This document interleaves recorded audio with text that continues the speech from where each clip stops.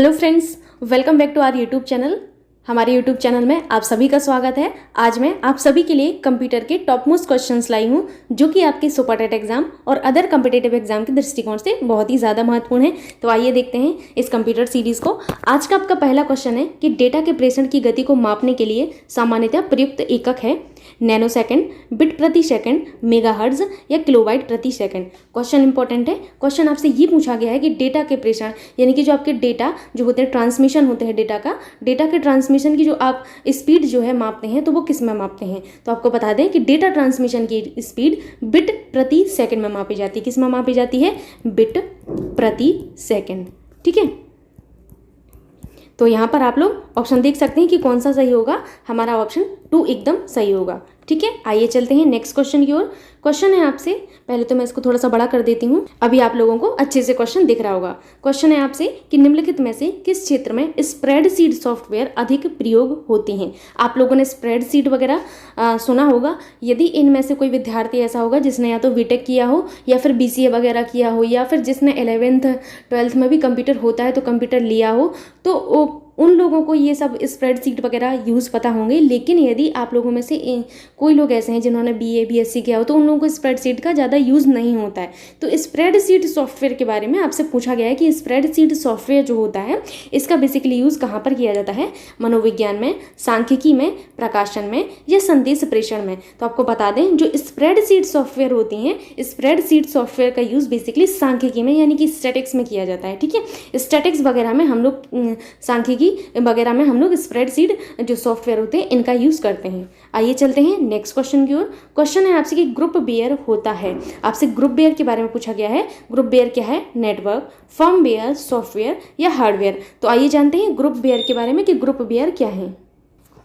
Group bear जो होते हैं वो आपके एक तरीके के सॉफ्टवेयर होते हैं। क्या होते हैं? सॉफ्टवेयर। मैं सॉफ्टवेयर को इस तरीके से लिखूंगी, आप लोग समझ जाना कि ये सॉफ्टवेयर लिखा गया है। ठीक है, और हार्डवेयर को इस तरीके से लिखूंगी। ठीक है, तो ये जो है आपके सॉफ्टवेयर होते हैं ग्रुप बेयर, ये आपके ऐसे सॉफ्टवेयर होते हैं जो लोगों को एक दूसरे से दूर होते हुए भी एक साथ सामूहिक रूप से कार्य करने का अवसर प्रदान करते हैं। आप लोग समझ गए होंगे कि लोग दूर हैं एक दूसरे से लेकिन फिर भी वो सामूहिक रूप से कार्य कर सकते हैं। एक मतलब जो कार्य है उसको सामूहिक रूप से कर सकते हैं, ऐसा अवसर हमें ग्रुप बेयर प्रोवाइड करते हैं। ग्रुप बेयर क्या होते हैं? सॉफ्टवेयर होते हैं। ये बेसिकली आपके 3 तरीके के होते हैं। कौन कौन से होते हैं? सिस्टम सॉफ्टवेयर होते हैं,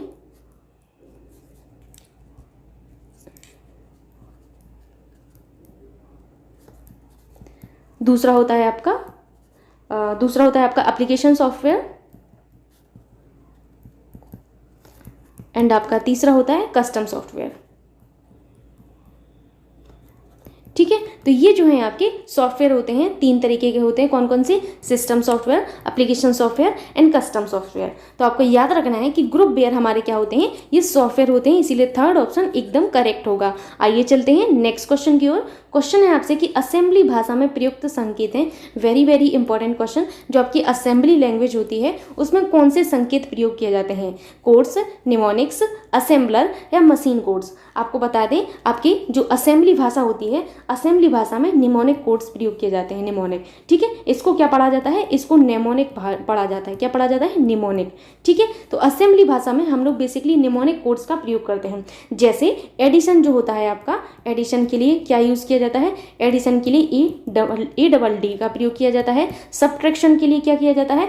SUB का प्रयोग किया जाता है। इस तरीके से जो निमोनिक्स हैं, निमोनिक्स का यूज़ आपकी असेंबली भाषा में किया जाता है। याद रखना है आपको। आइए चलते हैं नेक्स्ट क्वेश्चन की ओर, जो कि है आपसे कि पहले इलेक्ट्रॉनिक अंकीय कंप्यूटर में क्या था। वेरी वेरी इंपॉर्टेंट क्वेश्चन कि जो आपके पहले इलेक्ट्रॉनिक कंप्यूटर था उसमें आपका क्या प्रयोग किया गया था?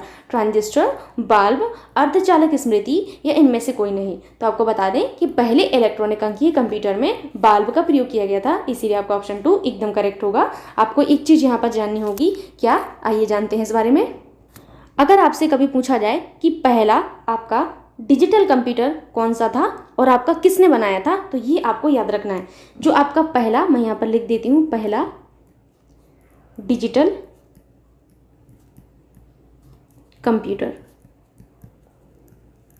पहला जो डिजिटल कंप्यूटर था आपका, इसका नाम था ENIAC। क्या नाम था? ENIAC। ठीक है, जो कि आपका कब बनाया गया था, ये आपका 1946 में बनाया गया था। किसने बनाया था, तो आपका एक विश्वविद्यालय था जिसका नाम था पेंसिल्वेनिया विश्वविद्यालय। जो विद्यार्थी मनोविज्ञान के छात्र होंगे यहाँ पर, उन लोगों ने पेंसिल्वेनिया विश्वविद्यालय का नाम सुना होगा, ठीक है। तो पेंसिल्वेनिया विश्वविद्यालय जो है आपकी पेंसिल्वेनिया विश्वविद्यालय द्वारा ये आपका डेवलप किया गया था, तो ये आपको याद रखना है, ठीक। अब बात आती है कि इनके एनिएक की पूरा नाम क्या है, जो कि आपका बहुत ही महत्वपूर्ण है, एग्जाम में पूछा जा सकता है आपसे। तो एनिएक का पूरा नाम यहाँ पर जान लेते हैं। ये जो एनिएक होते हैं, एनिएक का पूरा नाम होता है electronic numeric indicator and calculator. मैं यहाँ पे लिख देती हूँ एनिएक, इलेक्ट्रॉनिक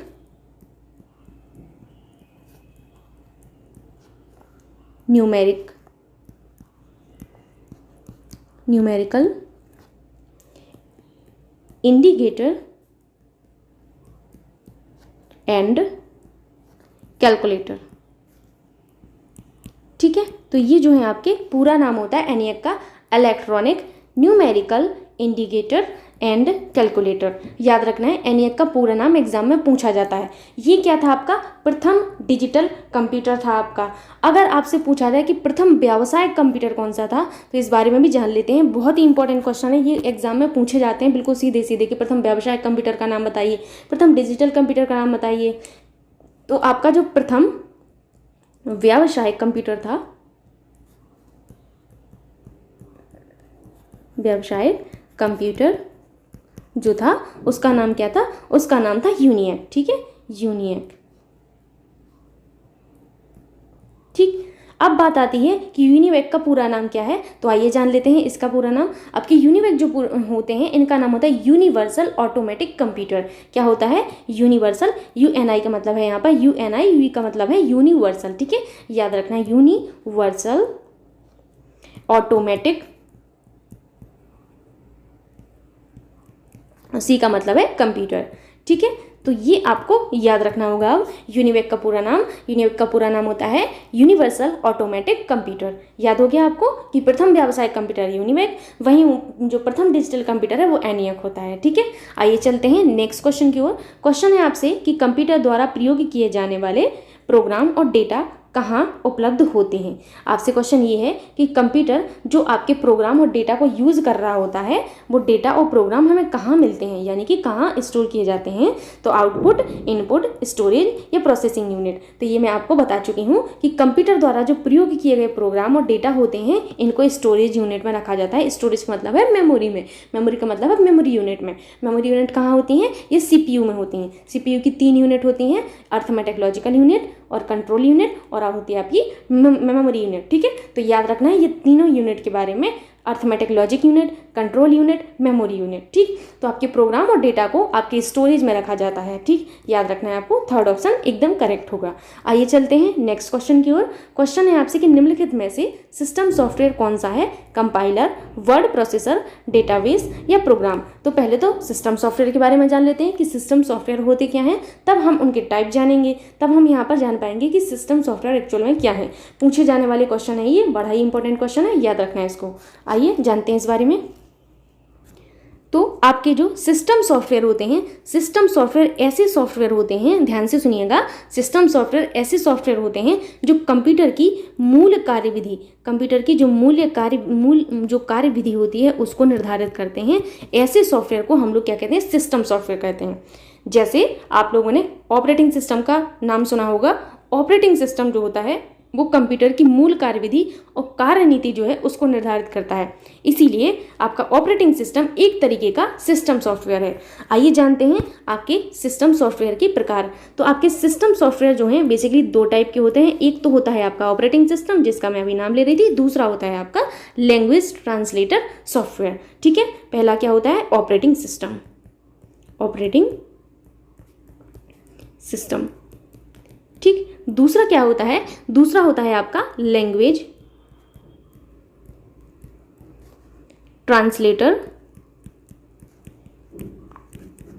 सॉफ्टवेयर, ठीक है। तो तो आपके ऑपरेटिंग सिस्टम में कौन कौन से होते हैं, जैसे आप लोगों ने विंडोज़ का नाम सुना होगा। विंडोज़ जो है आपका, जैसे विंडोज़ 7 सुना होगा आप लोगों ने, विंडोज़ 7, विंडोज़ 8, जो हम लोग पहले यूज़ करते थे विंडोज़ 7 करते थे, अभी प्रेजेंट में विंडोज़ 8 का यूज़ करते हैं। तो विंडोज़ जो हैं वो हमारे ऑपरेटिंग सिस्टम होते हैं। यूनिक्स का नाम सुना होगा आप लोगों ने, लाइनक्स का भी नाम सुना होगा आप लोगों ने। लाइनक्स और यूनिक्स जो हैं बेसिकली ये इनका यूज़ करना थोड़ा सा टफ होता है लाइनक्स वगैरह का, लेकिन सबसे ज़्यादा सिक्योरिटी हमें लाइनक्स ही प्रोवाइड करता है। लाइनक्स वगैरह का यूज़ जो है बड़ी बड़ी कंपनीज वगैरह में होता है। तो लाइनक्स यूनिक्स भी हमारे एक तरीके के ऑपरेटिंग सिस्टम ही होते हैं। जैसे आप लोगों ने मैक ओएस का नाम भी सुना होगा, आजकल तो खूब प्रचलन में होता है मैक ओएस। यूट्यूब वगैरह पर जैसे हम लोग किसी ब्लॉगर वगैरह को देखते हैं तो ये जो है ये सब नाम जरूर लेते रहते हैं मैक ओएस वगैरह का। तो मैक ओएस भी हमारा एक तरीके का ऑपरेटिंग सिस्टम होता है। ठीक, अब बात आती है लैंग्वेज ट्रांसलेटर की। तो लैंग्वेज ट्रांसलेटर में होता है आपका कंपाइलर। कंपाइलर जो आपका कंपाइल करता है, कंपाइलर। ठीक, ये क्या करता है कंपाइलर, प्रोग्राम को कंपाइल करने का काम करता है। असेंबलर क्या करता है, असेंबलर। ठीक, असेंबलर। एंड आपका नेक्स्ट होता है इंटरप्रेटर। इंटरप्रेटर क्या करता है, इंटरप्रेटर आपकी जो कोड होते हैं इनको इंटरप्रेट करने का काम आपके इंटरप्रेटर करते हैं। ये सब चीज़ें आप आगे जानेंगे धीरे धीरे, लेकिन अभी आपको इतनी ही चीज़ें याद रखनी है सिस्टम सॉफ्टवेयर के बारे में। सिस्टम सॉफ्टवेयर जो कंप्यूटर की मूल कार्यविधि जो होती है और कार्यनीति जो होती है उसको निर्धारित करते हैं, वो होते हैं सिस्टम सॉफ्टवेयर। जैसे आपका मस्तिष्क जो होता है वही आपका सब कुछ निर्धारित करता है, आपकी मूल कार्यविधि आपके मस्तिष्क निर्धारित करते हैं। यदि आपका माइंड ठीक होगा तो आप पढ़ पाएंगे, माइंड ठीक होगा तो आप खेल पाएंगे, माइंड ठीक होगा तो आप अदर एक्टिविटी में इंटरेस्ट ले पाएंगे। यदि आपका माइंड भी ठीक नहीं होगा, यदि आप विकृत मानसिकता के होंगे या कोई प्रॉब्लम होगी, तो शायद ही आप लोग किसी भी काम में फोकस कर पाएं। तो ऐसे ही सिस्टम सॉफ्टवेयर होता है कि मूल कार्यविधि कंप्यूटर की कौन डिसाइड करेगा, सिस्टम सॉफ्टवेयर डिसाइड करेंगे। सिस्टम सॉफ्टवेयर आपके दो तरीके के होते हैं, एक होता है आपका ऑपरेटिंग सिस्टम। ऑपरेटिंग सिस्टम जो है, ऑपरेटिंग सिस्टम के बिना तो आपका कंप्यूटर चल ही नहीं सकता है। ये पूरा का पूरा मेरे बीटेक में एक सब्जेक्ट था ऑपरेटिंग सिस्टम। वहाँ यहाँ पर मैंने जाना कि ये ऑपरेटिंग सिस्टम के बिना आपका कंप्यूटर एक डब्बे के समान है, खाली डब्बे के समान है। मतलब अगर उसमें ऑपरेटिंग सिस्टम नहीं डला होगा तो वो कंप्यूटर मतलब जो आपका लैपटॉप है वो किसी काम का नहीं है, बस एक डब्बा है खाली। ठीक, दूसरा होता है आपका लैंग्वेज ट्रांसलेटर। तो लैंग्वेज ट्रांसलेटर में आप कहते हैं कंपाइलर, असेंबलर, इंटरप्रेटर। अगर आपसे ज़िंदगी में कभी पूछ लिया जाए कि निम्नलिखित में से कौन से आपके ऑपरेटिंग सिस्टम है, तो आपको याद रखना है कि विंडोज़ हमारा एक ऑपरेटिंग सिस्टम है, यूनिक्स हमारा ऑपरेटिंग सिस्टम है, लाइनक्स ऑपरेटिंग सिस्टम है, मैक ओएस हमारा ऑपरेटिंग सिस्टम है। कई बार एग्जाम में ऐसी ही सिंपल चीज़ें पूछी जाती हैं, लेकिन हम लोग उनको यहाँ पर स्किप कर देते हैं तो हम वहाँ पर भी मात खा जाते हैं। आप लोगों को इस तरीके की गलती नहीं करना है क्योंकि आप 9th के स्टूडेंट्स हो, है ना। चलिए चलते हैं अब नेक्स्ट क्वेश्चन की ओर। नेक्स्ट क्वेश्चन पर जाने से पहले यहाँ पर ये तो जान लेते हैं कि आपके सिस्टम सॉफ्टवेयर कौन सा था। तो कंपाइलर आपका एक सिस्टम सॉफ्टवेयर था, क्योंकि कंपाइलर आपका किस में आ रहा था, लैंग्वेज ट्रांसलेटर में। लैंग्वेज ट्रांसलेटर सॉफ्टवेयर आपके सिस्टम सॉफ्टवेयर के प्रकार हैं, तो यहाँ पर आप लोग जान गए होंगे। आइए चलते हैं नेक्स्ट क्वेश्चन की ओर। क्वेश्चन है आपसे कि निम्नलिखित में से कौन सा हार्डवेयर नहीं है, माउस, प्रिंटर, जावा या प्रोसेसर चिप। तो आइए जानते हैं हार्डवेयर और सॉफ्टवेयर के बारे में। एक होते हैं आपके कंप्यूटर के जो घटक होते हैं यानी कि कंपोनेंट होते हैं, वो आपके दो होते हैं। कौन कौन से होते हैं, एक तो होता है आपका हार्डवेयर। हार्डवेयर का मतलब होता है जो हार्ड होता है, ठीक है। सॉफ्टवेयर नाम से ही स्पष्ट है, जो थोड़े से सॉफ्ट होंगे, ठीक है, सॉफ्टवेयर। ठीक, अब जब मैं आगे लिखूंगी तो इस तरीके से हार्डवेयर लिखूंगी, आप लोग समझ जाना। इस तरीके से मैं सॉफ्टवेयर लिखूंगी, ठीक है। जैसे हम लोग बीटेक में इसी तरीके से रिप्रेजेंट करते थे, बार बार लिखना पड़ता था, इसी तरीके से रिप्रेजेंट करते थे। तो यहाँ पर आप लोग भी इस चीज़ को आदत बना लीजिए कि इस तरीके से रिप्रेजेंट करूंगी मैं, ठीक। हार्डवेयर का मतलब है जो आपका हार्ड होगा। अब कंप्यूटर के ऐसे पार्ट बताइए आप लोग जो हार्ड होते हैं, जैसे आपका कंप्यूटर का जो मॉनिटर होता है। मॉनिटर आप लोग समझते हैं ना, कौन सा मॉनिटर क्या कहलाता है, जो आपका टीवी जैसा दिखता है ना, यही है मॉनिटर, ठीक है।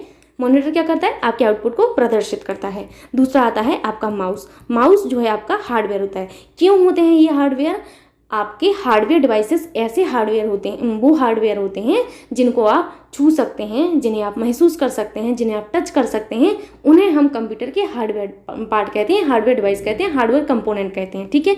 तो कंफ्यूज नहीं होना है, हार्डवेयर कंपोनेंट कहा जाए, हार्डवेयर डिवाइसेस कहा जाए या हार्डवेयर कहा जाए, तो बिल्कुल कंफ्यूज नहीं होना है, एक ही है, ठीक है। Monitor, mouse. मॉनिटर को आप छू सकते हैं, आप माउस को भी छू सकते हैं। आप जो है प्रोसेसर चिप यानी कि जो आपकी चिप होती हैं इनको भी छू सकते हैं। छोटी छोटी सी चिप होती हैं, बहुत छोटी छोटी सी होती हैं, ठीक। चिप के अलावा आप लोग जो CPU भाई साहब हैं, जो कुछ इस तरीके से डिब्बे की तरह देखते हैं, CPU को भी छू सकते हैं, UPS को भी आप छू सकते हैं। UPS जो होता है, खैर अब ये डेस्कटॉप वगैरह में UPS होता है, लैपटॉप में तो ज़रूरत नहीं पड़ती, तो लैपटॉप में इनबिल्ट होते हैं ये सब चीज़ें, ठीक है। UPS जो आपका होता है, UPS को भी आप छू सकते हैं। तो UPS भी एक तरीके का आपका हार्डवेयर है। कीबोर्ड जो है आपके, कीबोर्ड को क्या आप छू सकते हैं? जी हाँ, आप कीबोर्ड को भी छू सकते हैं। तो कीबोर्ड क्या है हमारा? एक हार्डवेयर हुआ। आपकी पेन ड्राइव आप सभी लोगों ने देखी होगी, काफ़ी ज़्यादा यूज आपका जो है इस टाइम होता है पेन ड्राइव का। तो पेन ड्राइव को आप छू सकते हैं, महसूस कर सकते हैं। पेन ड्राइव क्या है? आपकी हार्डवेयर डिवाइस है। मॉडेम का नाम सुना होगा आप लोगों ने, मॉडेम, जो कि आपके मॉड्यूलेट और डीमॉड्यूलेशन में काम आती है। मॉडेम भी आपका एक तरीके का हार्डवेयर डिवाइस होता है, ठीक है। तो कभी भी आपको कंफ्यूज नहीं होना है। अगर कभी भी आपको दिया जाए कि हार्डवेयर डिवाइसेस कौन कौन सी हैं, तो आपको ये याद रखना है कि कंप्यूटर की ऐसी डिवाइसेस जिनको हम छू सकते हैं, महसूस कर सकते हैं, जैसे मॉनिटर हुआ, माउस हुआ, चिप हुआ, CPU हुआ, कीबोर्ड हुआ, पेन ड्राइव हुआ, इसके अलावा स्कैनर हुआ, प्रिंटर, मैं यहाँ पर लिख देती हूँ, एक ही जगह आपको याद रहेंगी। स्कैनर हुआ, स्कैनर के अलावा आपकी प्रिंटर हुआ, प्रिंटर आपने देखा होगा, स्कैनर भी आप लोगों ने देखा होगा, स्कैनर जिससे हम लोग स्कैन वगैरह करते हैं। प्रिंटर भी आप छू सकते हैं, महसूस कर सकते हैं, टच कर सकते हैं। तो हम प्रिंटर को भी हार्डवेयर या कंपोनेंट में, जो हार्डवेयर डिवाइस है या हार्डवेयर कंपोनेंट है, इनमें काउंट करते हैं। अब बात आती है आपके सॉफ्टवेयर की। सॉफ्टवेयर यानी कि जो सॉफ्ट होते हैं थोड़े से, ठीक है। तो कंप्यूटर की भाषा में सॉफ्टवेयर उनको कहा जाता है जिन्हें आप छू नहीं सकते, महसूस नहीं कर सकते, बस देख सकते हैं। जैसे मैं आपको बताती हूँ, आपने गूगल खोला, गूगल आपका एक सर्च इंजन है। क्या आप गूगल को छू सकते हैं? नहीं, आप नहीं छू सकते, गूगल को महसूस नहीं कर सकते, गूगल को सिर्फ आप देख सकते हैं। तो इन्हें हम सॉफ्टवेयर में काउंट करेंगे, ठीक है।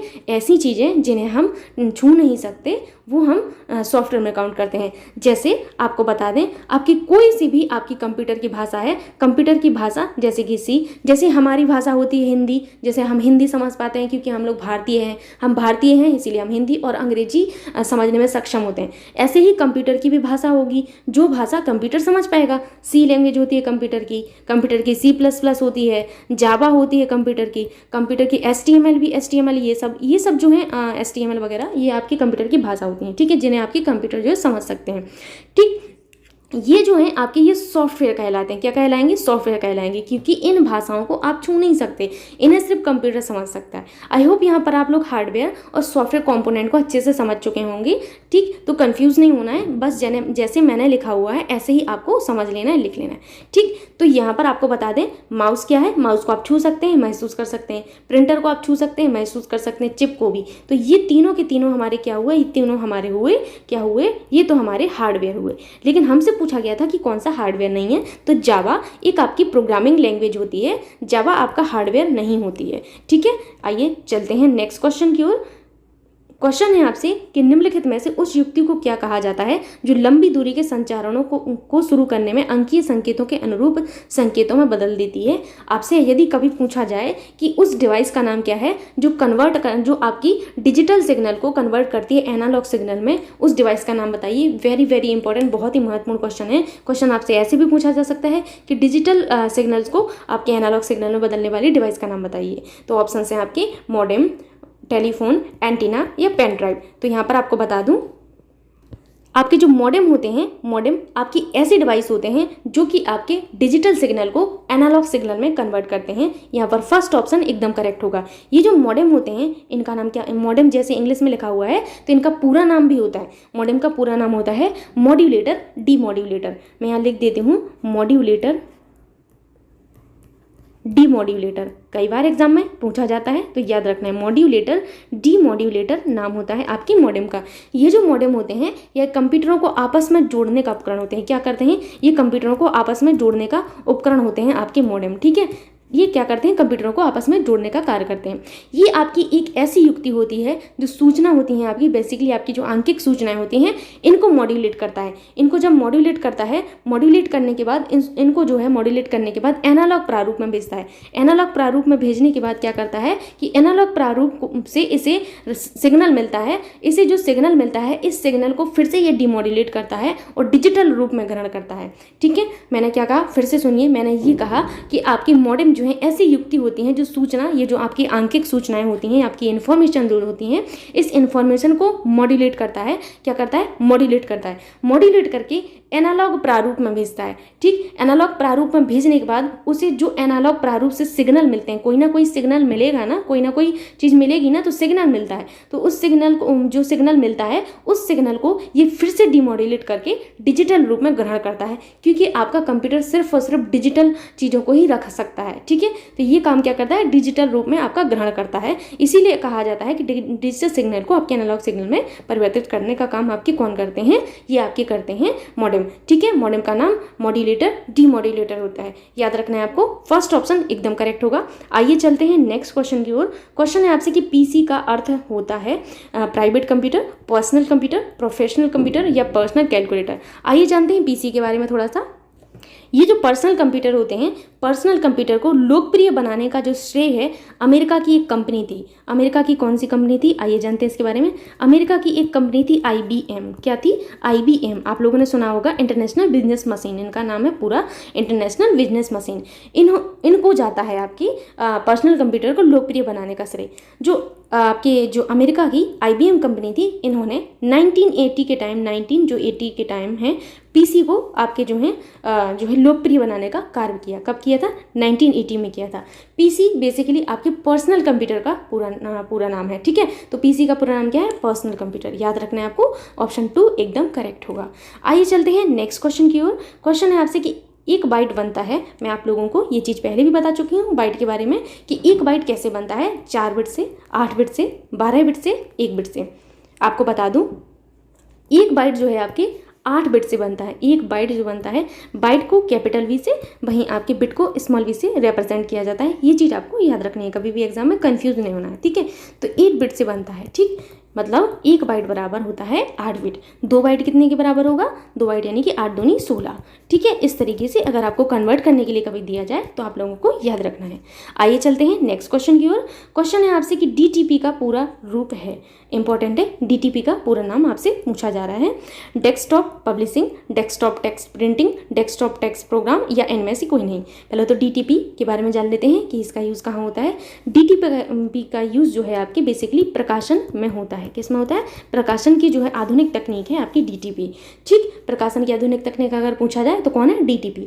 DTP का पूरा नाम जो होता है डेस्कटॉप पब्लिशिंग होता है, इसीलिए आपका फर्स्ट ऑप्शन एकदम करेक्ट होगा, डेस्कटॉप पब्लिशिंग। ये आपका जो इंग्लिश में लिखा हुआ है, ये थोड़ा सा गड़बड़ लिखा हुआ है, इसको आप लोग करेक्ट कर लीजिएगा। ठीक है, ये मिसमैच हो गया है शायद मेरे से,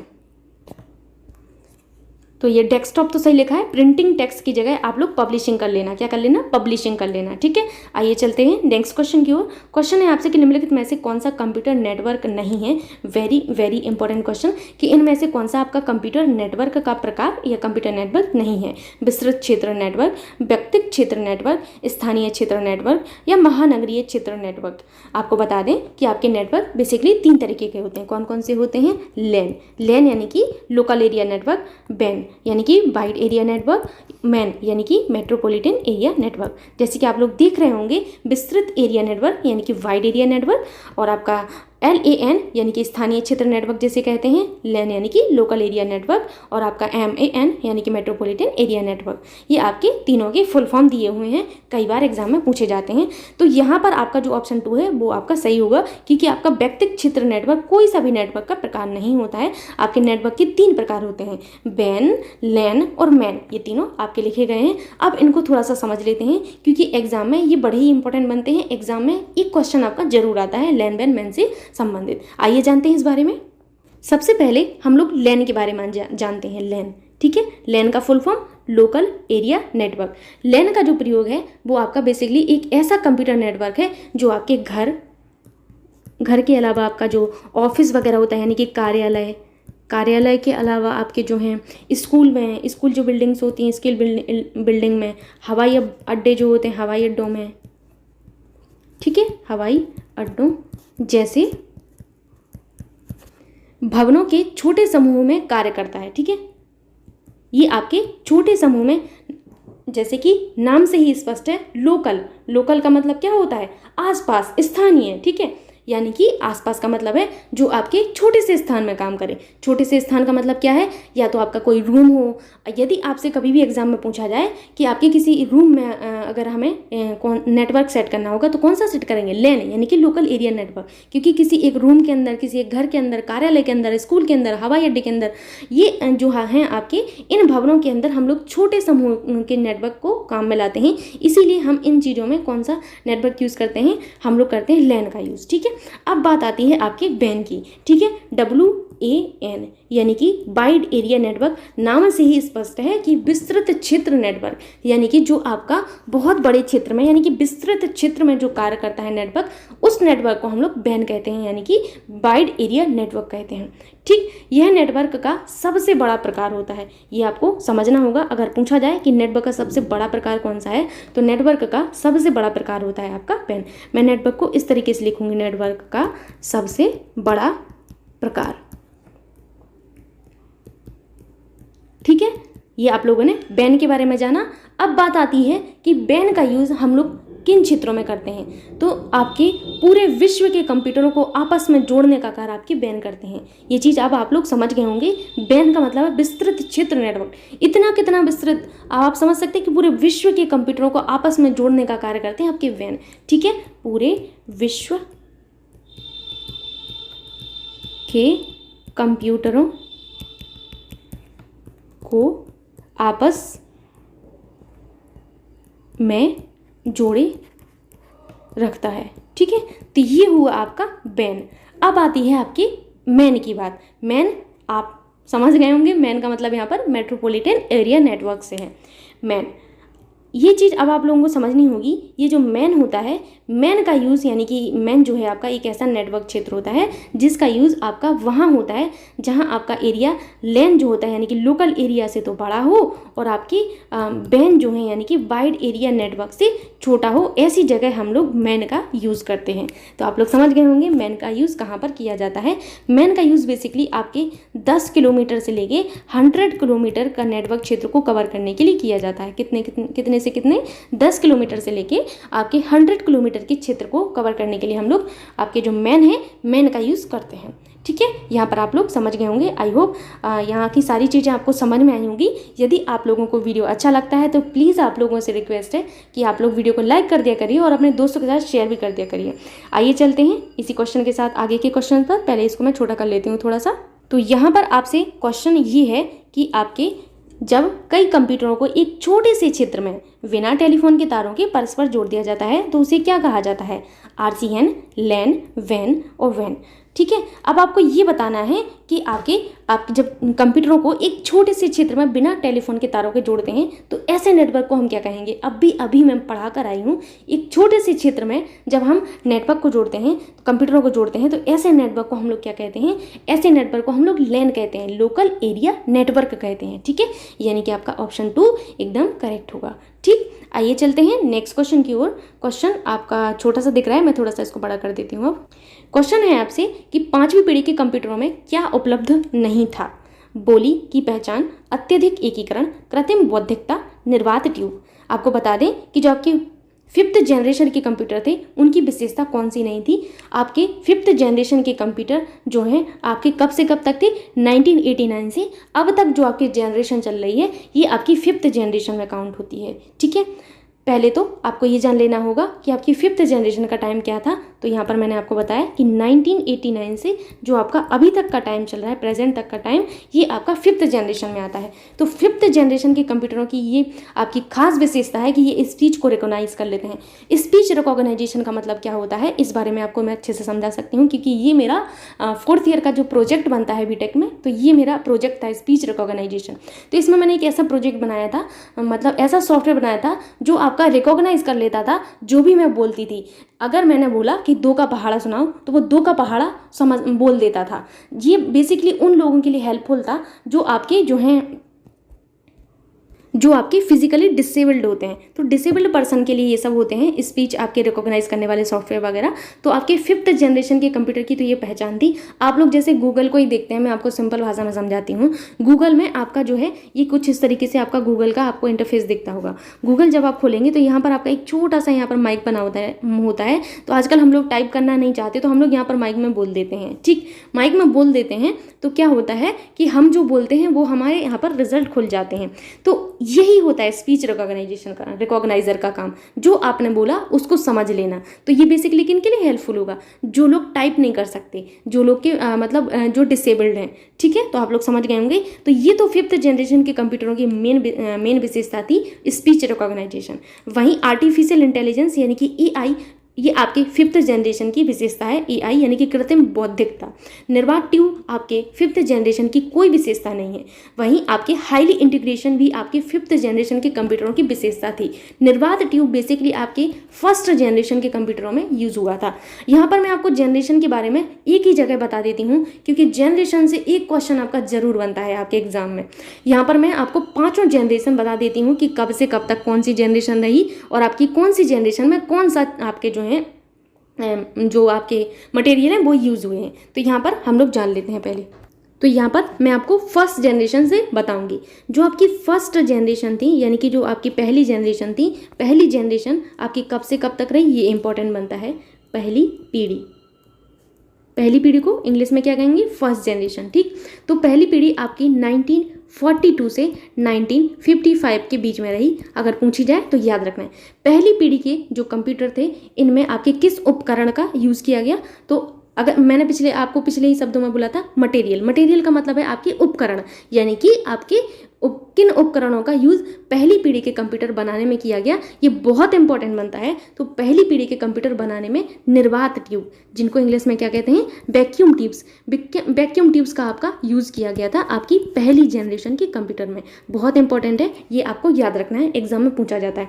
अब बात आती है आपकी द्वितीय पीढ़ी की। ठीक है, अब तक आपके कंप्यूटर की 5 पीढ़ियाँ हैं, ये भी पूछा जा सकता है एग्जाम में, और इवन पूछा भी गया है कि अब तक कंप्यूटरों की कितनी पीढ़ियाँ हैं? तो 5 पीढ़ियाँ हैं। अब बात आती है आपकी द्वितीय पीढ़ी यानी कि 2nd जनरेशन की। 2nd जनरेशन कब से कब तक होगी? 1955 पर आपकी पहली जनरेशन खत्म हुई। तो आपका ये 1955 से शुरू होगा ना, तो 1955 से आपकी 64 तक आपका 2nd जनरेशन चली। 2nd जनरेशन के कंप्यूटरों में हमने कौन सी उपकरण या युक्ति का यूज़ किया? तो हमने 2nd जनरेशन में ट्रांजिस्टर का यूज़ किया था। किसका यूज़ किया था? ट्रांजिस्टर का यूज़ किया था। अब बात आती है कि ट्रांजिस्टर का आविष्कार किसने किया था? तो मैं पहले आपको जनरेशन बता देती हूँ, इसके बाद आपको थोड़ा सा ट्रांजिस्टर के बारे में जानकारी दे दूंगी कि आपके ट्रांजिस्टर का आविष्कार किसने किया था, क्योंकि बहुत इंपॉर्टेंट बनता है ट्रांजिस्टर का आविष्कार किसने किया था। ठीक है, अब बात आती है आपकी 3rd जनरेशन की यानी कि तृतीय पीढ़ी के कंप्यूटरों की। तो तृतीय पीढ़ी के जो कंप्यूटर थे इनका टाइम कब से कब तक होगा? इनका टाइम आपके 1964 से होगा।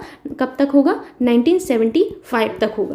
ठीक, बेसिकली आपके जो 3rd जनरेशन के कंप्यूटर थे इनमें आपकी इंटीग्रेटेड चिप का प्रयोग किया हुआ। किसका? इंटीग्रेटेड चिप का प्रयोग किया गया, इंटीग्रेटेड चिप। ठीक, तो ये आपको याद रखना है। अब बचती है आपकी 2 जनरेशन, तो इसको हम लोग अभी जानते हैं। पहले आप इसको अच्छे से नोट कर लीजिएगा, मैं इसको हटा देती हूँ। आपकी इसके बाद जो आती है 4th जनरेशन। तो 4th जनरेशन यानी कि आपके 4th पीढ़ी के जो कंप्यूटर थे, 4th पीढ़ी के कंप्यूटरों का टाइम कब से कब तक होगा? 1975 से लेके 1989 तक। ठीक है, तो 1975 से 1989 तक 4th जनरेशन के कंप्यूटर थे। ठीक, 4th जनरेशन के कंप्यूटर में हम लोगों ने माइक्रो प्रोसेसर का यूज़ किया। किसका? वेरी वेरी इंपॉर्टेंट, कई बार एग्जाम में पूछा जाता है माइक्रो प्रोसेसर का यूज़ किस आपके पीढ़ी के कंप्यूटरों में किया गया। तो माइक्रो प्रोसेसर का यूज़ आपके 4th जनरेशन के कंप्यूटर में किया गया था। ठीक है, साथ ही साथ आपके 4th जनरेशन के कंप्यूटर में जो माइक्रो प्रोसेसर हैं इनकी स्पीड बढ़ाने के लिए LSI का मतलब होता है large scale integration, and VLSI यानी कि वेरी लार्ज स्केल इंटीग्रेशन का जो प्रणालियाँ हैं, इन दोनों प्रणालियों का यूज़ किया गया था। किसके लिए? स्पीड जो है आपकी बढ़ाने के लिए। आपका नेक्स्ट होता है 5th जनरेशन। तो आपकी 5th यानी कि आपका पंचम पीढ़ी जो होती है, पंचम पीढ़ी के कंप्यूटर कब से कब तक थे? तो पंचम पीढ़ी के जो कंप्यूटर थे वो 1989 से शुरू होंगे और आपके प्रेजेंट में यानी कि अब तक जो आपके कंप्यूटर हैं ये आपकी 5th जनरेशन में आते हैं। अगर कभी एग्जाम में पूछा जाए कि आप किस पीढ़ी के कंप्यूटर में अभी जी रहे हैं, यानी कि किस पीढ़ी के कंप्यूटर को चला रहे हैं, तो अभी आप लोग 5th जनरेशन में हैं। ठीक है, इस चीज़ को याद रखना है। आपके आपकी जो है सन तो चेंज हो गया, लेकिन ऐसा ना हो कि आप लोग कंप्यूटर की जनरेशन को कहते हैं कि हम तो फर्स्ट जनरेशन में ही हैं। ऐसा नहीं है, हम लोग 5th जनरेशन में हैं कंप्यूटर के, ठीक है।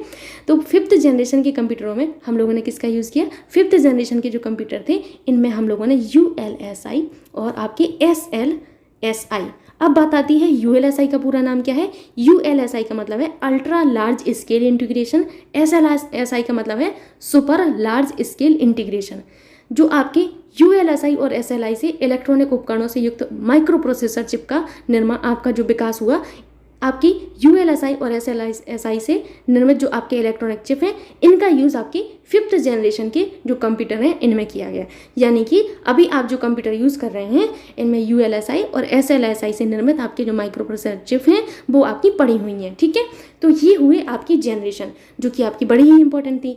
अब बात आती है आपके ट्रांजिस्टर के आविष्कारक की बात, और बात आती है आपके इंटीग्रेटेड चिप के आविष्कारक की, ठीक। जैसे कि मैं आप सभी को बता चुकी हूँ, द्वितीय पीढ़ी के कंप्यूटर यानी कि 2nd जनरेशन के जो आपके कंप्यूटर हैं, 2nd जनरेशन के कंप्यूटरों में हम लोगों ने ट्रांजिस्टर का यूज़ किया था, ठीक। ट्रांजिस्टर, इनके आविष्कारक कई बार एग्जाम में पूछे जाते हैं। तो इनके आविष्कारक जो थे जॉन वार्डिन, ठीक है, जॉन वार्डिन।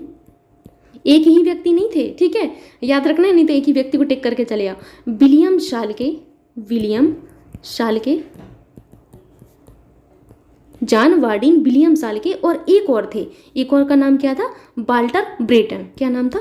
वाल्टर लिखा हुआ है, ठीक है, कंफ्यूज मत होना, वाल्टर ब्रेटन, ठीक। ये जो व्यक्ति थे, इन व्यक्तियों ने आपके ट्रांजिस्टर का आविष्कार किया था। जो ट्रांजिस्टर हैं, इन ट्रांजिस्टर को 2nd पीढ़ी के कंप्यूटरों में यूज़ किया गया था। वहीं 3rd पीढ़ी के कंप्यूटरों में मैंने आपको बताया इंटीग्रेटेड चिप का प्रयोग किया गया। अब बात आती है इंटीग्रेटेड चिप के आविष्कारक का नाम बताने की। ये भी आपके एग्जाम में कई बार आते हैं, तो मैं यहाँ पर आपको बता देती हूँ कि इंटीग्रेटेड चिप जो होती हैं आपकी, इंटीग्रेटेड चिप का आविष्कारक कौन है, ठीक है। इंटीग्रेटेड चिप, तो इनके आविष्कारक का नाम है जैक किल्बी। क्या नाम है? Jack Kilby. कई बार मेरे मुंह से ये नाम सुन भी चुके हों, कई ऑप्शंस में मैं शामिल करती हूँ इसीलिए कि आपको रिवाइज होती रहे चीज़ें। तो जैक किल्बी और रॉबर्ट नोई, एक व्यक्ति नहीं थे भाई, ये 2 व्यक्ति थे। रॉबर्ट नोई, ये 2 व्यक्ति जो थे, इन दोनों व्यक्तियों ने मिलकर खेल खेला। खेल कौन सा खेला? कि इन्होंने इंटीग्रेटेड चिप जो है इनका आविष्कार किया। आपको याद रखना है, इंटीग्रेटेड चिप का आविष्कार जैक किल्बी और रॉबर्ट नोई ने किया था। यहाँ पर आप लोगों ने जनरेशन के बारे में बहुत अच्छे से पढ़ लिया है। तो यहाँ पर आप लोग समझ गए होंगे कि वैक्यूम ट्यूब यानी कि निर्वात ट्यूब का इस्तेमाल तो हमने 1st जनरेशन के कंप्यूटर में किया, हमने 5th जनरेशन के कंप्यूटर में इनका यूज़ नहीं किया है, ठीक है। आई होप यहाँ पर आप चीज़ें समझ गए होंगे। चलती हूँ नेक्स्ट क्वेश्चन की ओर।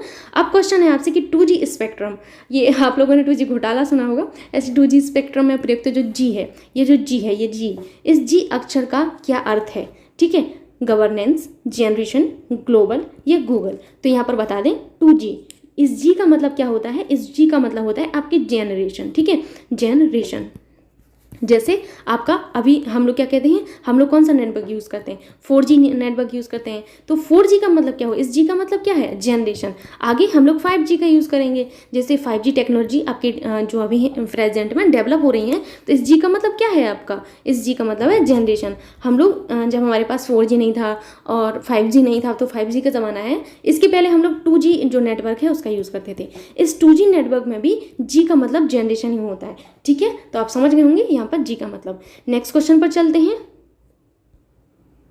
तो नेक्स्ट क्वेश्चन है आप सभी से कि PDA का पूरा नाम है personal data array, personal data authority, personal development agency या पर्सनल डिजिटल असिस्टेंट। आपको बता दें PDA का पूरा नाम होता है personal digital assistant. 4th option एकदम करेक्ट होगा। एक चीज़ मैं आपको बताना चाहूँगी, चाहे आप सुपर टेट का एग्ज़ाम देने जा रहे हों या आपके इलाहाबाद हाई कोर्ट वगैरह में भी आपके कंप्यूटर सब्जेक्ट आते हैं, और भी आपके एग्ज़ाम होते हैं जिनमें कंप्यूटर सब्जेक्ट आता है। जो भी आप एग्ज़ाम देने जा रहे हैं, उस एग्ज़ाम में अगर आप कंप्यूटर आपका सब्जेक्ट है तो कम से कम आपके 1 से 2 प्रश्न तो आपके फुल फॉर्म से ही बनते हैं, ठीक है। कि इसका पूरा नाम क्या है, फलाने का पूरा नाम क्या है, टिकाने का पूरा नाम क्या है। तो आप लोगों को क्या करना है कि जो आपके फुल फॉर्म यानी कि विस्तृत रूप वाला मैं पढ़ाती हूँ, उसको आप एक पेज पर अलग से अपनी कॉपी में नोट कर लीजिएगा, ताकि एक ही जगह आपके सारे के सारे फुल फॉर्म रहें, ठीक है। आप लोग समझ गए होंगे मेरे कहने का मतलब, ठीक। यहाँ पर आपका फोर्थ ऑप्शन एकदम करेक्ट होगा। नेक्स्ट क्वेश्चन है आपसे कि बिट किससे संबंध रखता है। वेरी वेरी इंपॉर्टेंट क्वेश्चन कि बिट किससे संबंध रखता है, द्विआधारी अंक से, द्विभाषी सूचना से, द्विआधारी समापन से या द्विआधारी सूचना विज्ञान से। आपको बता दें बिट जो होती हैं आपकी, बिट कंप्यूटर द्वारा प्रयुक्त सूचना की सबसे छोटी इकाई होती है। आपके अगर पूछा जाए कभी कि कंप्यूटर द्वारा प्रयुक्त सबसे छोटी इकाई कौन सी है, तो बिट होती है। मैं यहाँ पर लिख देती हूँ, कंप्यूटर द्वारा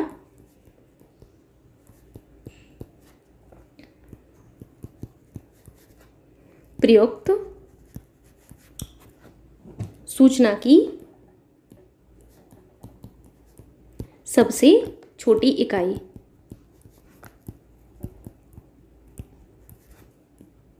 सबसे छोटी इकाई कौन सी होती है सूचना की, वो होती है आपकी बिट।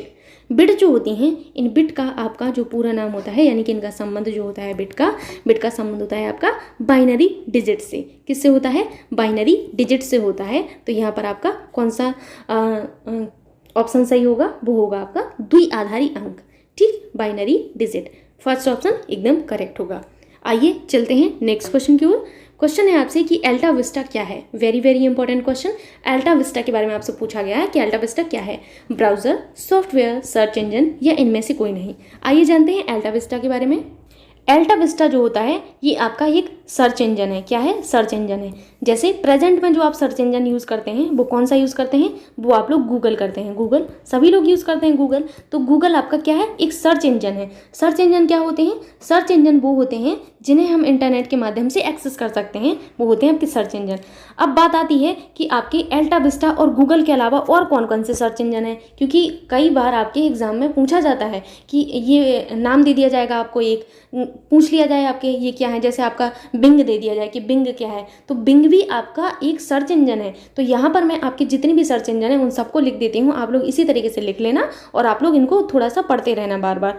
तो यहाँ पर मैंने आपको बताया पहला तो अल्टा विस्टा, अल्टा विस्टा के अलावा आपका गूगल, गूगल के बाद होता है आपका कौन सा, बिंग। मैंने बिंग भी आपको बताया। बिंग के अलावा होता है आपका याहू का नाम सुना होगा आप लोगों ने, याहू भी आपका एक तरीके का सर्च इंजन भी होता है, ठीक है।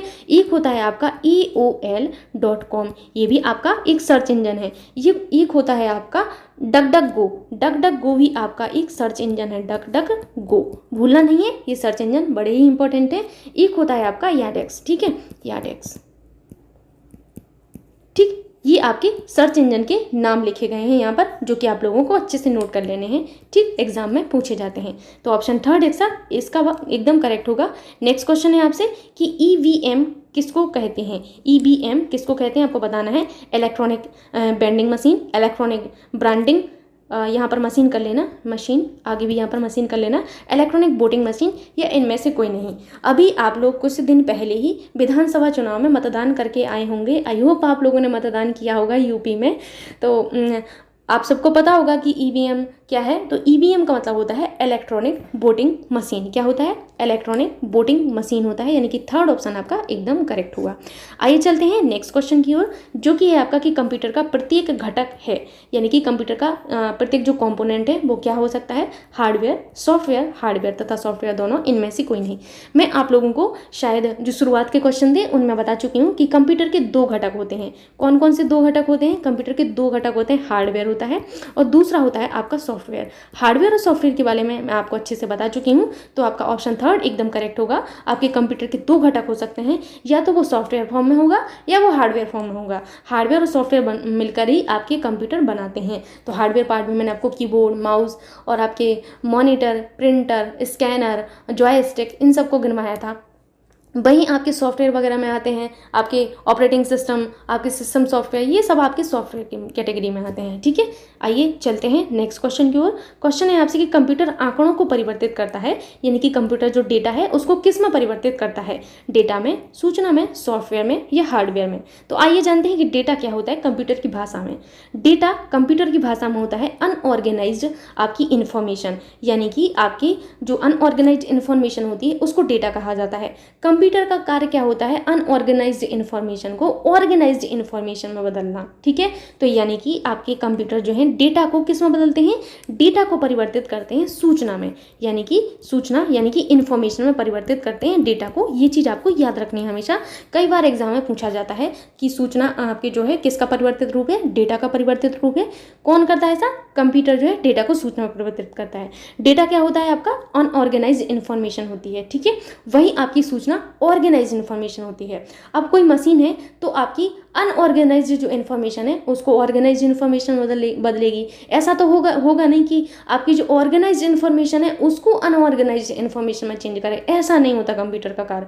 कंप्यूटर का कार्य होता है आपकी जो अनऑर्गेनाइज्ड इन्फॉर्मेशन है उस अनऑर्गेनाइज्ड इन्फॉर्मेशन को ऑर्गेनाइज्ड इन्फॉर्मेशन में परिवर्तित करना। ठीक है, तो यहाँ पर आप लोगों ने डेटा और सूचना की जो डेफिनेशन है, डेफिनेशन इसे आप लोग समझ लीजिए कि आपके डेटा क्या होते हैं, अनऑर्गेनाइज्ड इन्फॉर्मेशन होती है। ठीक, आपने डेफिनेशन जानी, क्योंकि एग्जाम में डेटा और सूचना के बारे में पूछा जाता है कि सूचना क्या है, डेटा क्या है, छोटे छोटे से टर्म्स आपके पूछे जाते हैं। ठीक, तो आपके कंप्यूटर क्या करते हैं, आपके डेटा को सूचना में यानी कि इन्फॉर्मेशन में परिवर्तित करते हैं। ऑप्शन 2 एकदम करेक्ट होगा। आइए चलते हैं नेक्स्ट क्वेश्चन की ओर, जो कि है आपका कि IBM का पूरा नाम है। मैं आप लोगों को IBM का पूरा नाम एक क्वेश्चन में बता चुकी हूँ, लेकिन आपको यहाँ पर बताना है IBM का पूरा नाम क्या है। Indian business machine, international business machine, international business monitor, या इनमें से कोई नहीं। तो IBM का पूरा नाम होता है इंटरनेशनल बिजनेस मशीन। क्या होता है, इंटरनेशनल बिजनेस मशीन। आइए चलते हैं नेक्स्ट क्वेश्चन की ओर। तो नेक्स्ट क्वेश्चन में आपसे पूछा जा रहा है कि संसार का पहला गणक यंत्र है। Very very important question. संसार का पहला यानी कि फर्स्ट कैलकुलेटर कौन सा है, pascal machine, difference engine, abacus, या इनमें से कोई नहीं। तो संसार का जो पहला गणक यंत्र है वो आपका अवेकस माना जाता है। क्या माना जाता है, अवेकस माना जाता है। ठीक है, अब नेक्स्ट क्वेश्चन है आपसे कि विश्व का पहला कंप्यूटर बनाया था, किसने बनाया था विश्व का पहला कंप्यूटर। ये मैं कई बार क्वेश्चन में रिपीट कर चुकी हूँ, लेकिन क्वेश्चन को पूछने का तरीका बदल जाता है बस। ऑप्शन हैं आपकी ब्लेज पास्कल ने, नेक्स्ट ऑप्शन है आपका चार्ल्स बेबेज, सीमोर क्रे, इनमें से कोई नहीं। तो सीमोर क्रे जो है आपकी, सीमोर क्रे तो बेसिकली आपके जो हैं आपके जो सुपर कंप्यूटर है, सुपर कंप्यूटर के जन्मदाता के रूप में जाने जाते हैं सीमोर क्रे साहब। ठीक, वहीं विश्व का पहला कंप्यूटर बनाने का श्रेय चार्ल्स बेबेज को जाता है। किसको, चार्ल्स बेबेज को जाता है। इन्हीं चार्ल्स बेबेज ने डिफरेंस इंजन, एनालिटिकल इंजन, 2 इंजनों का आविष्कार किया था और इन्होंने ही विश्व का पहला कंप्यूटर बनाया था। ठीक है, इतनी चीज़ें आपको याद रखना है। आइए चलते हैं नेक्स्ट क्वेश्चन की ओर, जो कि है आपसे कि 5वीं पीढ़ी के कंप्यूटरों में प्रयुक्त सॉफ्टवेयर भाषा थी। जो आपकी 5th जनरेशन के कंप्यूटर थे, इनमें आपकी कौन सी भाषा प्रयोग की गई, मशीन लैंग्वेज, असेंबली लैंग्वेज, जावा, या इनमें से कोई नहीं। आपको बता दें कि आपकी 5th जनरेशन जो थी, तो पहले तो मैं यहाँ माफ़ी चाहती हूँ, ये 5th जनरेशन नहीं है, ये आपकी फर्स्ट जनरेशन की बात की जा रही है। वही मैं सोचूं कि एक भी ऑप्शन यहाँ पर आपका मैच क्यों नहीं हो रहा है। तो पहली जनरेशन के कंप्यूटरों में आपसे प्रयुक्त सॉफ्टवेयर भाषा पूछी जा रही है। पहली पीढ़ी के जो कंप्यूटर थे उनमें जो सॉफ्टवेयर भाषा प्रयोग की गई थी वो थी आपकी मशीन लैंग्वेज। कौन सी थी, मशीन लैंग्वेज का प्रयोग किया गया था आपकी पहली पीढ़ी के कंप्यूटरों में। ठीक है, आपको याद रखना है ये चीज़। वहीं पहली पीढ़ी के कंप्यूटरों में क्या यूज़ किया गया था, उपकरण के रूप में निर्बाध ट्यूब का प्रयोग किया गया था। किसका, निर्बाध ट्यूब का प्रयोग किया गया था आपकी पहली जनरेशन के कंप्यूटरों में। ठीक, कब से कब तक थे, 1942 से इनका समय था 1955। ठीक है, याद रखना है। आइए चलते हैं नेक्स्ट क्वेश्चन की ओर। क्वेश्चन है आपसे कि कंप्यूटर में प्रयुक्त आईसी चिप बने होते हैं सिलिकॉन के, जर्मेनियम के, सिलिकॉन एवं जर्मेनियम दोनों के, इनमें से कोई नहीं।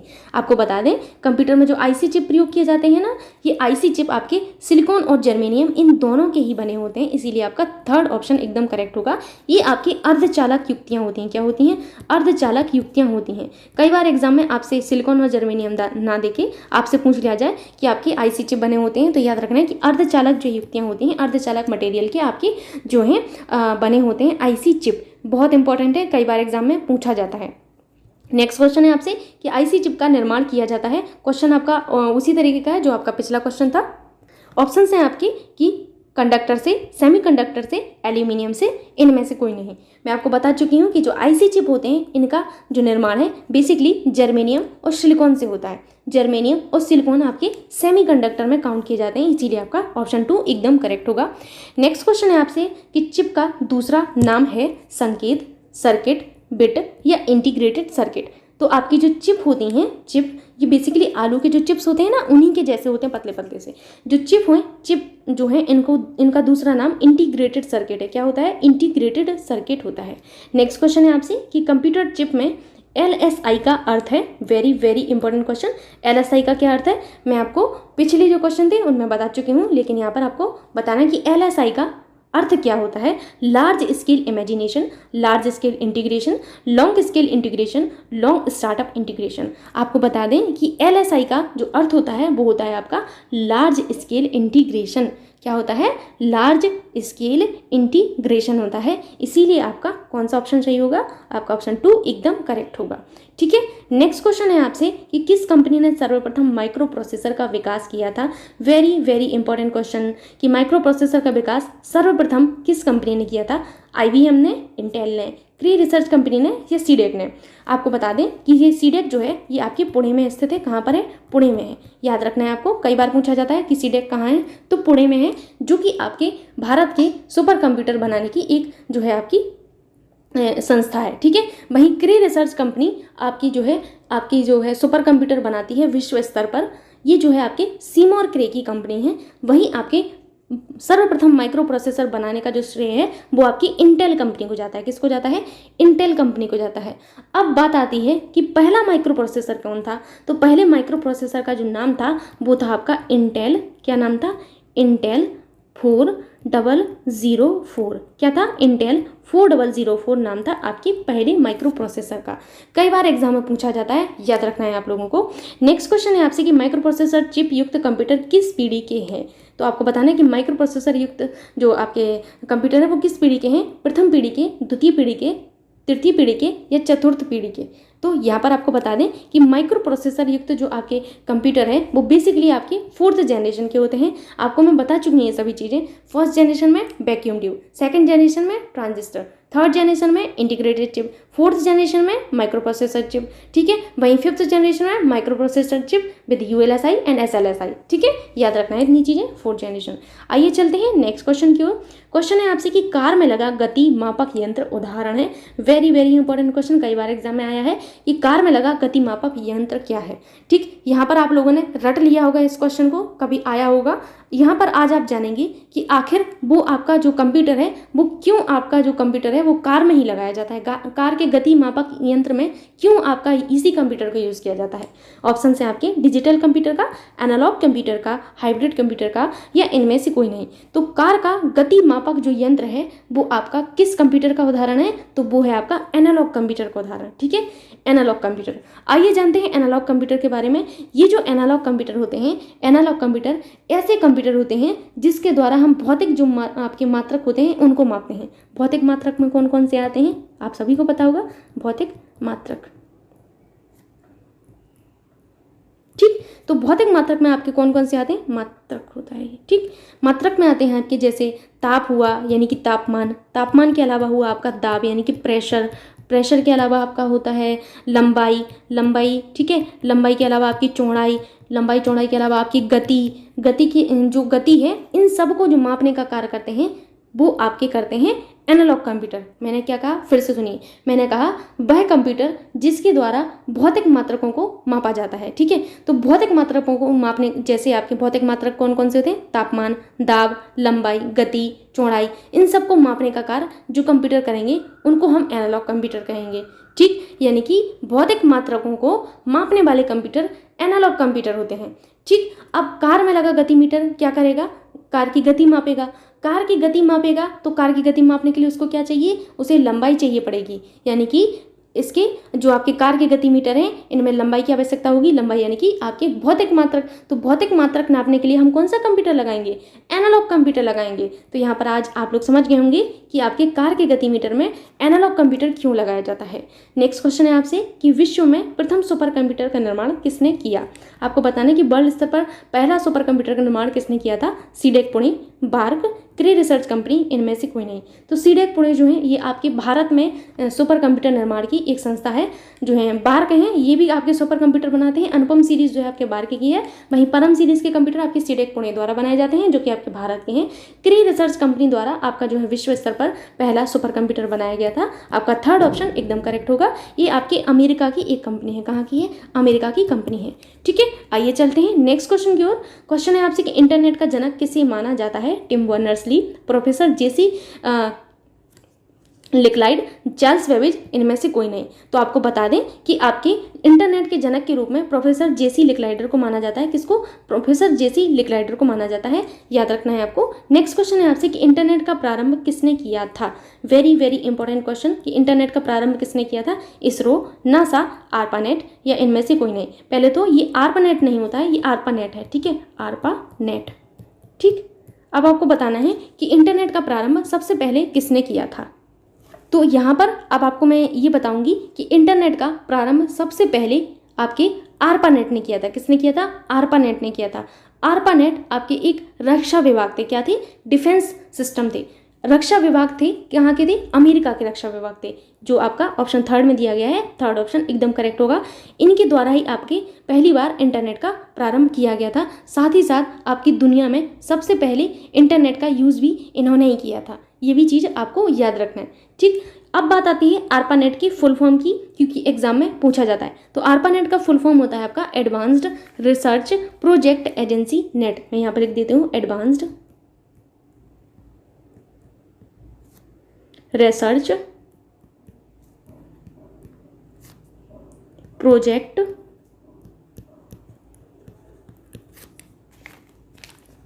Agency net. ठीक है, तो ये जो है आपके आर्पानेट का फुल फॉर्म है। एग्जाम में पूछा जा सकता है, याद रखना है।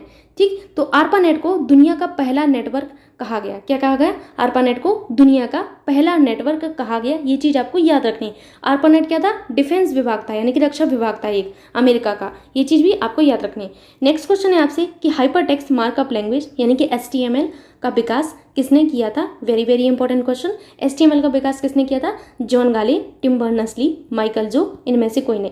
हाइपर टेक्स्ट आपकी जो मार्कअप लैंग्वेज होती है यानी कि HTML, ये बेसिकली आपके जो वेब पेजेस होते हैं, वेब पेजेस में सजावट का काम करने के काम किया जाता है आपके HTML के द्वारा। टैग वगैरह इनमें यूज़ किए जाते हैं। काफ़ी सिंपल लैंग्वेज होती है, बट आपके जो वेब पेजेस वगैरह होते हैं, वेब पेजेस को अट्रैक्टिव बनाने का कार्य आपके जो है आपके HTML वगैरह से ही किया जाता है। ठीक, जो आपके HTML है, HTML का विकास आपके टिम बर्नर्स-ली ने किया था। किसने? ली साहब ने किया था। कब किया था? 1989 में किया था। कब किया था?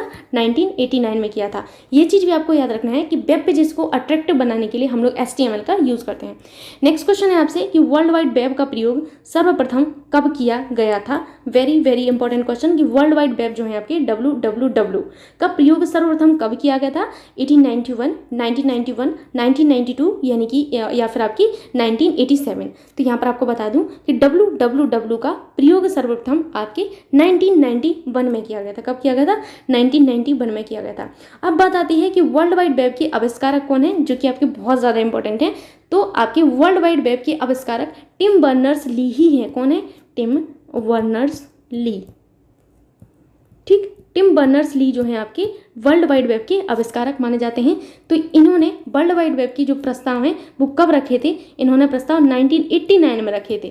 ठीक, और आप इनका जो प्रयोग है वर्ल्ड वाइड वेब का 1991 में पहली बार प्रयोग हुआ। कब हुआ? 1991 में हुआ। प्रस्ताव इन्होंने 1989 में रखा था। आपके जो टिम बर्नर्स-ली हैं ये आपके इंग्लैंड के आपके जो हैं एक आविष्कारक थे, याद रखना है आपको। नेक्स्ट क्वेश्चन है आपसे कि TCP/IP का पूरा नाम है। पहली बात तो क्वेश्चन नहीं दिख रहा होगा, अभी आपको क्वेश्चन एकदम अच्छे से दिख रहा होगा। क्वेश्चन है आपसे कि TCP/IP का पूरा नाम है transmission control protocol internet protocol, transmission correlative protocol internet protocol, transmission control protocol internet product, technical control protocol internet protocol. अब आपको बताना है TCP/IP का पूरा नाम क्या है। बहुत इंपॉर्टेंट है ये वाला प्रोटोकॉल, इसका नाम कई बार एग्जाम में पूछा जाता है। तो पहले तो TCP/IP के बारे में थोड़ा सा जान लेते हैं। ये जो TCP/IP हैं ये बेसिकली आपके WWW यानी कि वर्ल्ड वाइड वेब का ही एक प्रोटोकॉल है। ठीक, किसका? वर्ल्ड वाइड वेब यानी कि WWW का ही। ठीक है, ये चीज़ आपको याद रखनी है। होते क्या है ये TCP/IP?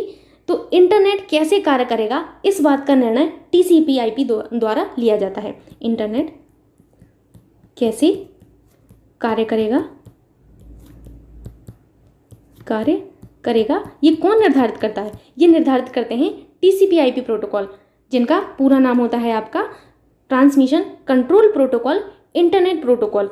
कई बार इनका नाम आपका अलग अलग भी पूछा जाता है कि TCP का फुल फॉर्म क्या है, तो ट्रांसमिशन कंट्रोल प्रोटोकॉल। IP का फुल फॉर्म क्या है, तो IP का फुल फॉर्म होता है इंटरनेट प्रोटोकॉल। बहुत इंपॉर्टेंट प्रोटोकॉल हैं, ये दोनों एग्जाम में पूछे जाते हैं। ठीक है, तो आज का वीडियो यहीं तक था। आई होप आप सभी को ये सारे क्वेश्चन अच्छे लगे होंगे और वीडियो भी आपको समझ में आया होगा। यदि कोई सा भी डाउट रहता है आप लोग कॉमेंट बॉक्स में उस डाउट को पूछ सकते हैं। साथ ही साथ आप लोगों से बड़ी रिक्वेस्ट है कि आप लोग वीडियो को लाइक करके जाया करिए या फिर वीडियो को शेयर कर दिया करिए, क्योंकि आपका ये छोटा सा रिस्पांस मेरे लिए बहुत हेल्पफुल होता है, मुझे मोटिवेट करता है कि मैं आप सभी लोगों के लिए इसी तरीके के और भी वीडियोज़ लाऊँ। एंड इसी तरीके से सपोर्ट करते रहिए नेक्स्ट क्लासेस को। थैंक यू सो मच, बने रहिए नेक्स्ट क्लासेस पर।